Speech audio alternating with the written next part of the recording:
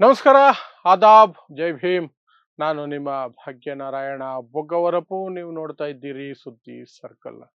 ಜಯದೇವ ಹೃದ್ರೋಗ ಚಿಕಿತ್ಸಾಲಯ ಅಂದ್ರೆ ಅಥವಾ ಆಸ್ಪತ್ರೆ ಅಂದ್ರೆ ಎಲ್ರಿಗೂ ಸಹ ಒಂದು ರೀತಿ ಗೌರವ. ಯಾಕೆಂದ್ರೆ ಅಲ್ಲಿ ಕಡಿಮೆ ಬೆಲೆಗೆ ಒಳ್ಳೆಯ ಚಿಕಿತ್ಸೆ ಸಿಗುತ್ತೆ. ಬಡವರಿಗೆ ಒಂದು ರೀತಿ ವರದಾನ ಅದು.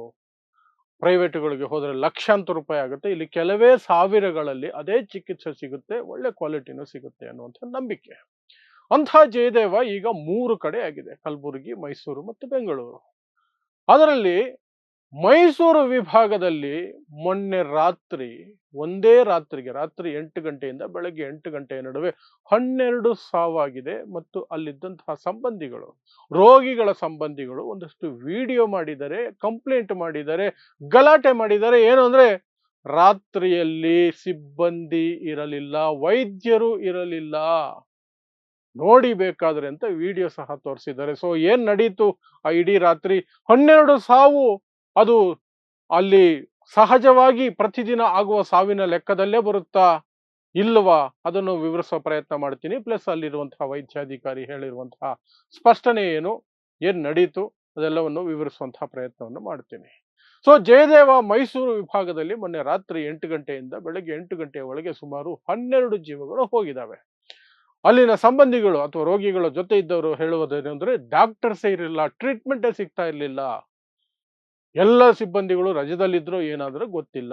ನಾವು ಅದಕ್ಕೆ ವಿಡಿಯೋ ಮಾಡಿದ್ವಿ, ಡಾಕ್ಟರ್ಸೇ ಇಲ್ಲ ನೋಡಿ, ನರ್ಸುಗಳು ಇಲ್ಲ, ಸಿಬ್ಬಂದಿನೂ ಇಲ್ಲ, ಯಾರು ಇಲ್ಲ ನೋಡಿ ಅಂತ ಒಂದು ವಿಡಿಯೋವನ್ನು ಸಹ ತೋರಿಸಿ ಅವರ ಆಕ್ರೋಶ, ಅವ್ರ ಸಂಬಂಧಿಗಳು ಸತ್ತು ಹೋಗಿದ್ದಾರೆ, ಅವರ ಆಕ್ರೋಶ, ಕೋಪ, ಸಿಟ್ಟು ಎಲ್ಲ ಇರುತ್ತೆ. ಆ ಕೋಪ ಸಿಟ್ಟಿನಲ್ಲಿ ಎಕ್ಸ್ಟ್ರಾ ಆಪಾದನೆಗಳು ಸಹ ಒಂದಷ್ಟು ಬರ್ತವೆ, ಅದು ಸಹಜ. ಆಪಾದನೆಗಳಂತೂ ಬಂತು, 12 ಜನ ತೀರ್ಕೊಂಡ್ರು. ಇನ್ನು 12 ಜನ, ಮೊದಲಿಗೆ ನಾವು ನೋಡಬೇಕಾಗಿರೋದು, 12 ಜನ ಒಂದೇ ರಾತ್ರಿಗೆ ತೀರ್ಕೊಳ್ಳೋದು ಜಯದೇವ, ಅದರಲ್ಲೂ ಮೈಸೂರು ಜಯದೇವದಲ್ಲಿ ನಾರ್ಮಲ್ ನಂಬರಾ ಅಥವಾ ಎಕ್ಸ್ಟ್ರಾ ಆರ್ಡಿನರಿನ? ಯಾವತ್ತು ಅಷ್ಟು ದೊಡ್ಡ ಸಂಖ್ಯೆಯಲ್ಲಿ ಸಾವುಗಳಾಗಲ್ವಂತ ನೋಡೋದಾದ್ರೆ, ಆಸ್ಪತ್ರೆನೇ ಕೊಟ್ಟಿರುವಂತಹ ಹೇಳಿಕೆ, ಅಲ್ಲಿನ ವೈದ್ಯಾಧಿಕಾರಿ, ಅದ್ರ ಬಗ್ಗೆ ಹೇಳ್ತೀನಿ ಅವ್ರಿಗೆ ಸಂಪೂರ್ಣವಾಗಿ ಏನ್ ಹೇಳಿದ್ರು ಅಂತ. ಆದ್ರೆ ಆ ನಂಬರ್ಗಳ ಬಗ್ಗೆ ಮಾತ್ರ ನೋಡೋದಾದ್ರೆ, ಅಲ್ಲಿನ ವೈದ್ಯಾಧಿಕಾರಿ ಹೇಳುವ ಪ್ರಕಾರ 1st ಆಫ್ ಜೂನ್ 1ನೇ ತಾರೀಕಿನಿಂದ ಜೂನ್ 17ನೇ ತಾರೀಕಿನವರೆಗೆ 64 ಜನ ಪ್ರಾಣ ಕಳ್ಕೊಂಡಿದ್ದಾರೆ ಜಯದೇವದಲ್ಲಿ, ಮೈಸೂರು ವಿಭಾಗ. 17 ದಿನಕ್ಕೆ 64 ಜನ ಅಂದ್ರೆ ಸರಾಸರಿಯಾಗಿ ಹತ್ತತ್ರ ಒಂದು 4 ಜನ ಪ್ರತಿದಿನ. ಸೊ ಅಲ್ಲಿಗೆ 12 ಜನ ಒಂದೇ ರಾತ್ರಿಗೆ ಅನ್ನೋದು 3 ಪಟ್ಟು ಹೆಚ್ಚು. ಸರಾಸರಿ ಅಲ್ಲಿನ ನಾರ್ಮಲ್ ಇದಕ್ಕಿಂತ, ಡೆತ್ ರೇಟ್ಗಿಂತ 3 ಪಟ್ಟು ಹೆಚ್ಚು. ಹಾಗಾಗಿ ಆತಂಕಕಾರಿ ವಿಚಾರ. ಇನ್ನು ಇದರ ಬಗ್ಗೆ ಅಲ್ಲಿನ ಸಂಬಂಧಿಗಳು ಗಲಾಟೆ ಮಾಡಿದ್ರು, ಮೀಡಿಯಾ ತಲುಪ್ತು, ಎಲ್ಲ ಆಯ್ತು.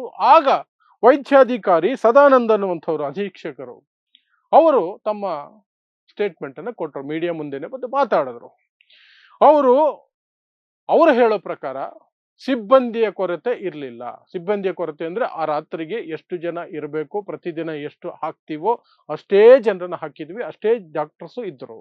ಹಾಗಾದ್ರೆ ವಿಡಿಯೋದಲ್ಲಿ ತೋರಿಸಿದಾರಲ್ಲ, ಆ ಹೊತ್ತಿನಲ್ಲಿ ಯಾರೂ ಇರ್ಲಿಲ್ವಲ್ಲ, ಸಿಬ್ಬಂದಿನೂ ಇಲ್ಲ, ಡಾಕ್ಟರ್ಸು ಇರ್ಲಿಲ್ವಲ್ಲ ಅಂತ ಆ ವೈದ್ಯಾಧಿಕಾರಿ ಅಥವಾ ಅಧೀಕ್ಷಕರು ಹೇಳ್ತಾ ಇರುವಂತಹದ್ದು. ಅವರೆಲ್ಲ ವಿಶ್ರಾಂತಿಗೆ ಹೋಗಿರುವ ಸಮಯದಲ್ಲಿ ಆ ವಿಡಿಯೋ ಮಾಡಿರಬಹುದು. ಪ್ರತಿದಿನ ಎಷ್ಟು ಜನ ಇರ್ತಾರೋ ಅವತ್ತು ಅಷ್ಟೇ ಜನ ಇದ್ರು. ವಿಶ್ರಾಂತಿಗೆ ಹೋಗಿರೋ ಸಮಯದಲ್ಲಿ ವಿಡಿಯೋ ಮಾಡಿರೋ ಸಾಧ್ಯತೆ ಇದೆ ಅಂತ ವಿಡಿಯೋ ಬಗ್ಗೆ ಸ್ಪಷ್ಟನೆಯನ್ನು ಕೊಟ್ಟರು. ಇನ್ನು ಅವರು ಹೇಳೋದು, ಆವತ್ತು ಬಂದ ರೋಗಿಗಳ ಪೈಕಿ ಸಾಕಷ್ಟು ಜನ ಅತಿ ಹೆಚ್ಚಾಗಿ ತುಂಬಾ ಸೀರಿಯಸ್ ಕಂಡೀಷನ್ ಅಲ್ಲಿ ಬಂದ್ರು, ಗಂಭೀರ ಸ್ಥಿತಿಯಲ್ಲಿ ಬಂದ್ರು, ಹಾಗಾಗಿ ಸಾವಿನ ಸಂಖ್ಯೆ ಹೆಚ್ಚಾಗಿದೆ, ತುಂಬಾ ಸೀರಿಯಸ್ ಕಂಡೀಷನ್ ಅಲ್ಲಿ ಬಂದ್ರು ಅಂತ. ಅದನ್ನ ನಂಬಬಹುದು. ಯಾಕಂದ್ರೆ ಇತ್ತೀಚಿನ ವರ್ಷಗಳಲ್ಲಿ ಹೃದಯಾಘಾತ ಅನ್ನುವಂಥದ್ದು ಯಾವ ಮಟ್ಟಕ್ಕೆ ಹೋಗ್ಬಿಟ್ಟಿದೆ ಅಂದ್ರೆ, ಯಾವ ವ್ಯಕ್ತಿ ಯಾವಾಗ ಪ್ರಾಣ ಕಳ್ಕೊಳ್ತಾನೆ, ಯಾವ ಸನ್ನಿವೇಶ, ಯಾವ ಸಂದರ್ಭ, ಯಾವ ಸ್ಥಳದಲ್ಲಿ ಜೀವ ಹೋಗುತ್ತೋ ಹೇಳಲಿಕ್ಕೆ ಆಗೋದಿಲ್ಲ. ಅದಕ್ಕೆ ವಯಸ್ಸು ಎಂಥದ್ದು ಇಲ್ಲ. ಗಟ್ಟಿ ಮುಟ್ಟಾದ ದೇಹಗಳು, ದಿನಾ ಜಿಮ್ಗೆ ಹೋಗೋ ದೇಹಗಳಿಂದ ಹಿಡಿದು ನಾರ್ಮಲ್ ಆಗಿ ಬದುಕ್ತಾ ಇರುವ ವ್ಯಕ್ತಿಯವರೆಗೆ ಯಾರು ಯಾವಾಗ ಬೇಕಾದ್ರೂ ಸತ್ತು ಹೋಗ್ಬೋದು ಅನ್ನುವ ಪರಿಸ್ಥಿತಿ ಈಗಿದೆ. ಸೊ ಹೃದಯಾಘಾತಗಳು ಸಾಮಾನ್ಯ ಅದು. ಸೊ ಇವ್ರು ಹೇಳೋ ಪ್ರಕಾರ ಅವತ್ತು ತುಂಬಾ ಗಂಭೀರವಾದಂತಹ ಸ್ಥಿತಿಯಲ್ಲಿ ಹೆಚ್ಚಿನ ಜನ ಬಂದಿದ್ರು ಅಂತ. ಆನಂತರ ಹೇಳಿದ್ರು, ಇತ್ತೀಚೆಗೆ ಆಸ್ಪತ್ರೆಗೆ ಬರ್ತಿರುವವರ ಸಂಖ್ಯೆ ತುಂಬಾ ಏರಿಕೆ ಆಗಿದೆ. ಈಗ ಸದ್ಯಕ್ಕೆ ಹೊರ ರೋಗಿಗಳು ಪ್ರತಿದಿನ ಔಟ್ ಪೇಷಂಟ್ಸ್ ಹೊರ ರೋಗಿಗಳು ಪ್ರತಿದಿನ 600ರಿಂದ 800 ಜನ ಬರ್ತಿದ್ದಾರೆ. ಈ ಹಿಂದೆ ಇಷ್ಟು ದೊಡ್ಡ ಸಂಖ್ಯೆ ಇರಲಿಲ್ಲ. ಅದಕ್ಕೆ ಮುಂದಕ್ಕೂ ಹೋಗಿ ಅಧೀಕ್ಷಕರು ಡಾಕ್ಟರ್ ಸದಾನಂದ್ ಒಪ್ಕೊಳ್ತಾರೆ, ಎಸ್ ನಮ್ಮಲ್ಲಿ ಸಿಬ್ಬಂದಿ ಕೊರತೆ ಇದೆ. ಆದರೆ ಅವತ್ತು ಘಟನೆ ಆದ ಇವರೇನೆಲ್ಲ ಆಪಾದನೆ ಮಾಡ್ತಿದ್ದಾರೆ, ಆವತ್ತು ಪ್ರತಿದಿನ ಇದ್ದಷ್ಟು ಸ್ಟಾಫೇ ಇದ್ರು. ಈ ರೋಗಿಗಳು ಜಾಸ್ತಿ ಆಗಿದ್ದಾರೆ, ನಮ್ಮಲ್ಲಿ ಸಿಬ್ಬಂದಿ ಕೊರತೆ ಇದೆ, ಅದು ನಾರ್ಮಲ್ ಅದು. ಆದರೆ ಅವತ್ತು ಮಾತ್ರನೇ ಸಿಬ್ಬಂದಿ ಕೊರತೆ ಕಡಿಮೆ ಅಥವಾ ಹಾಕೇ ಇರಲಿಲ್ಲ ಸಿಬ್ಬಂದಿ ಅಂತಲ್ಲ, ಪ್ರತಿದಿನ ಎಷ್ಟಾಗ್ತೀವೋ ಶಿಫ್ಟ್ಗೆ ಅಷ್ಟೇ ಜನ ಅವತ್ತು ಇದ್ರು ಅಂತ ಹೇಳ್ಕೊಳ್ತಾರೆ. ಮತ್ತೆ ಅವರೇ ಹೇಳ್ಕೊಳ್ತಾರೆ, ಜೂನ್ ತಿಂಗಳಲ್ಲಿ ಇಲ್ಲಿಯವರೆಗೆ ಮೊದಲ 17 ದಿನ 64 ಸಾವಾಗಿದೆ ಅಂತ. ಇಲ್ಲಿ ಸ್ವಲ್ಪ ಹೊಡೆಯುತ್ತೆ. ಯಾಕಂದ್ರೆ ಅವರೇ ಹೇಳೋ ಪ್ರಕಾರ 64 ಸಾವು 17 ದಿನಕ್ಕೆ ಅಂತಂದ್ರೆ ಸರಾಸರಿ 4 ಸಾವುಗಳು ಒಂದು ದಿನಕ್ಕೆ ಅಂತ ಆಗ್ತವೆ. ಆದರೆ ಅವತ್ತು ಒಂದೇ ರಾತ್ರಿಯಲ್ಲಿ 12 ಜನ ಜೀವ ಕಳ್ಕೊಂಡಿದಾರಲ್ಲ, ಅಲ್ಲಿ ಸ್ವಲ್ಪ ತಾಳೆ ಆಗೋದಿಲ್ಲ. ಇಲ್ಲಿ ನಾವು ವೈದ್ಯಾಧಿಕಾರಿಗಳನ್ನ ಅಥವಾ ಆಸ್ಪತ್ರೆ ಮೇಲೆ ಮಾತ್ರ ಗೂಬೆ ಕೂರಿಸ್ಬೋದಾ ಅಥವಾ ಅವ್ರ ಮೇಲೆ ಮಾತ್ರ ಆಪಾದನೆ ಮಾಡಬಹುದಾ ಅಂದ್ರೆ, ಅವರ ಮೇಲೆ, ಅವರ ಜವಾಬ್ದಾರಿಯ ಮೇಲೆ ನಾವು 50% ಆಪಾದನೆ ಮಾಡಬಹುದು ನಿರ್ಲಕ್ಷ್ಯ ತೋರಿದ್ರೆ. 50% ಮಾತ್ರ ಆಪಾದನೆ ಮಾಡಬಹುದು. ಯಾಕೆಂದ್ರೆ ಈ ರಾಜ್ಯದಲ್ಲಿ ಮಾತ್ರ ಅಲ್ಲ, ನಮ್ಮ ಇಡೀ ದೇಶದಲ್ಲಿ ಆಸ್ಪತ್ರೆಗಳಲ್ಲಿ ಸಿಬ್ಬಂದಿಯ ಕೊರತೆ ಅನ್ನೋದು ಸರ್ವೇ ಸಾಮಾನ್ಯ. ಈ ಸರ್ಕಾರಗಳ ಪ್ರಾಥಮಿಕತೆ ಆಸ್ಪತ್ರೆ, ಶಿಕ್ಷಣ ಎರಡರ ಬಗ್ಗೆ ಇಲ್ಲವೇ ಇಲ್ಲ. ಯಾವ ಸರ್ಕಾರ ಆಗ್ಲಿ, ಅದು ಕಾಂಗ್ರೆಸ್ ಸರ್ಕಾರ ಆಗ್ಲಿ, ಬಿಜೆಪಿ ಸರ್ಕಾರ ಆಗ್ಲಿ, ಇನ್ಯಾವುದೇ ಪಕ್ಷದ ಸರ್ಕಾರ ಬರಲಿ, ಅವರ ಪ್ರಯಾರಿಟಿ ಏನಾಗಬೇಕು? ಶಿಕ್ಷಣ ಮತ್ತು ವೈದ್ಯಕೀಯ ಸೇವೆಗಳು ಇದಾಗಬೇಕು. ಬಟ್ ಯಾವ ಸರ್ಕಾರಕ್ಕೂ ಅದು ಆಗೋದೇ ಇಲ್ಲ. ಎಲ್ಲರೂ ಏನೋ ಒಂದು ಕಾಟಾಚಾರಕ್ಕೆ ಏನೋ ಒಂದು ಬಜೆಟ್ ರಿಲೀಸ್ ಮಾಡ್ತಾರೆ, ಅದು ಆಗ್ತಾ ಇರುತ್ತೆ. ಭ್ರಷ್ಟಾಚಾರದ ಪಾಡಿಗೆ ಭ್ರಷ್ಟಾಚಾರ ಆಗ್ತಿರುತ್ತೆ.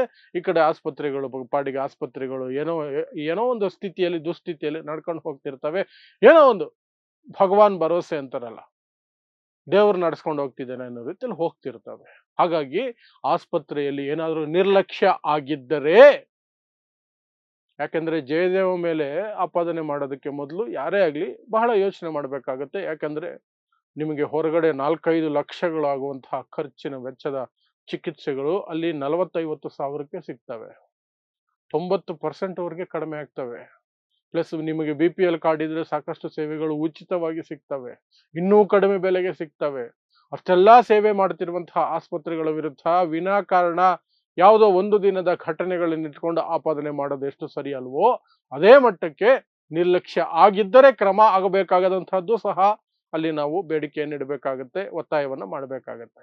ಇನ್ನು ಆರೋಗ್ಯ ಸಚಿವ UT ಖಾದರ್ ಮತ್ತು ವೈದ್ಯಕೀಯ ಶಿಕ್ಷಣ ಸಚಿವ ಯಾರವರು ನಮ್ಮಲ್ಲಿರುವಂತಹ ಶರಣಪ್ರಕಾಶ್ ಪಾಟೀಲ್ ಅವರು ಸಹ ಇದರ ಬಗ್ಗೆ ಗಂಭೀರವಾಗಿ ನೋಡಬೇಕು. ಇವತ್ತೇನು ಶರಣಪ್ರಕಾಶ್ ಪಾಟೀಲ್ ಅವರು ಭೇಟಿ ಕೊಡ್ತಿದ್ದಾರಂತೆ ಆಸ್ಪತ್ರೆಗೆ, ಜಯದೇವ ಮೈಸೂರಿಗೆ.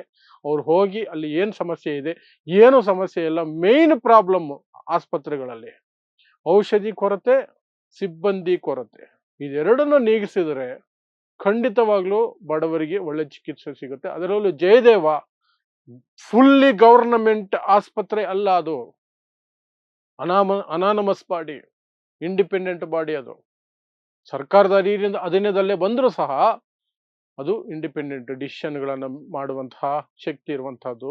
ಹಾಗಾಗಿ ಅದು ಒಂದು ಮಟ್ಟಕ್ಕೆ ಒಳ್ಳೆಯ ಹೆಸರನ್ನು ಪಡ್ಕೊಂಡಿದೆ. ಸೊ ಸರ್ಕಾರದ ಪ್ರತಿನಿಧಿಗಳು ಅಥವಾ ಮಂತ್ರಿಗಳು ಅಲ್ಲಿ ಹೋದಾಗ ಸುಮ್ಮನೆ ಏನೋ ಫೋಟೋಶೂಟ್ಗೋ ಅಥವಾ ಇನ್ನೇನೋ ಬಿಲ್ಡಪ್ಗೋ ಏನೋ ಮಾಡದೆ, ಅಲ್ಲಿ ಏನು ಸಮಸ್ಯೆ ಇದೆ ಆ ಸಮಸ್ಯೆಯ ಮೂಲಕ್ಕೆ ಪರಿಹಾರವನ್ನ ಒದಗಿಸುವ ಪ್ರಯತ್ನ ಮಾಡಬೇಕು. ಸಿಬ್ಬಂದಿ ಕೊರತೆ ಇದ್ರೆ ತಕ್ಷಣ ನೇಮಕಾತಿಗೆ ಆದೇಶಗಳನ್ನು ಕೊಡಬೇಕು. ಅದಕ್ಕೆ ಜನರ ಜೀವಕ್ಕಿಂತ ದೊಡ್ಡದಲ್ಲ, ಬಜೆಟ್ನ ಹಿಗ್ಗಿಸೋದು, ಇನ್ನೇನೋ ಮಾಡೋದು ಮಾಡಬೇಕು. ಇದನ್ನ ಮಾಡಬೇಕು ಸರ್ಕಾರ. ಪ್ಲಸ್ ಅವತ್ತು ರಾತ್ರಿ ನಿಜವಾಗಲೂ ರೋಗಿಯ ಸಂಬಂಧಿಗಳು ದೂರಿರುವ ರೀತಿಯಲ್ಲಿ ಏನಾದರೂ ನಿರ್ಲಕ್ಷ್ಯ ಆಗಿದ್ದರೆ ಯಾರು ಅದಕ್ಕೆ ಜವಾಬ್ದಾರರು, ಹೊಣೆಗಾರರು, ಅವರ ವಿರುದ್ಧ ಕ್ರಮ ಸಹ ಆಗಬೇಕು. ಯಾಕಂದ್ರೆ ಜೀವಗಳು ಹೋಗಿರೋದಲ್ಲಿ 12 ಜೀವ 12 ಗಂಟೆಗಳ ಅವಧಿಯಲ್ಲಿ ಅಂದ್ರೆ ದೊಡ್ಡ ಸಂಖ್ಯೆ, ಅದು ದೊಡ್ಡ ಸಂಖ್ಯೆ. ಸೊ ನೋಡೋಣ ಏನಾಗುತ್ತೆ ಅನ್ನುವಂಥದ್ದು. ಜಯದೇವ ಒಂದು ಸ್ವಾಯತ್ತ ಸಂಸ್ಥೆ, ಅದರ ಬಗ್ಗೆ ನಾವು ದಿಢೀರಂತ ಯಾವುದೋ ಒಂದು ನಿರ್ಧಾರಕ್ಕೆ ಬರೋಕ್ಕಾಗೋದಿಲ್ಲ. ಸರ್ಕಾರ ಒಂದು ತನಿಖೆನೋ ಸಮಿತಿನೋ ಏನಾದ್ರು ಮಾಡೋ ಹಾಗಿದ್ರೆ ಮಾಡಲಿ. ಅದಕ್ಕಿಂತ ಮೊದಲು ಆಸ್ಪತ್ರೆಗಳಿಗೆ ಏನು ಬೇಕು ಇದನ್ನು ಒದಗಿಸ್ಕೊಳ್ಳಿ ಅಷ್ಟೇ. ಸೊ ಇದಿಷ್ಟು ಮೈಸೂರು ಜಯದೇವ ವಿಚಾರವಾಗಿ ನಿನ್ನೆಯಿಂದ ಆಗ್ತಿರುವಂತಹ ಗಲಾಟೆ ಮತ್ತು ಅಲ್ಲಾಗಿರುವಂತಹ ಒಂದಷ್ಟು ಬೆಳವಣಿಗೆಗಳ ಬಗ್ಗೆ ಮಾಹಿತಿ. ಇಂತಹದೇ ವಿಶೇಷ ಸುದ್ದಿಗಳಿಗಾಗಿ ನೋಡ್ತಾ ಇರಿ ಸುದ್ದಿ ಸರ್ಕಲ್. ನಾನು ನಿಮ್ಮ ಭಾಗ್ಯನಾರಾಯಣ ಬೊಗವರಪು.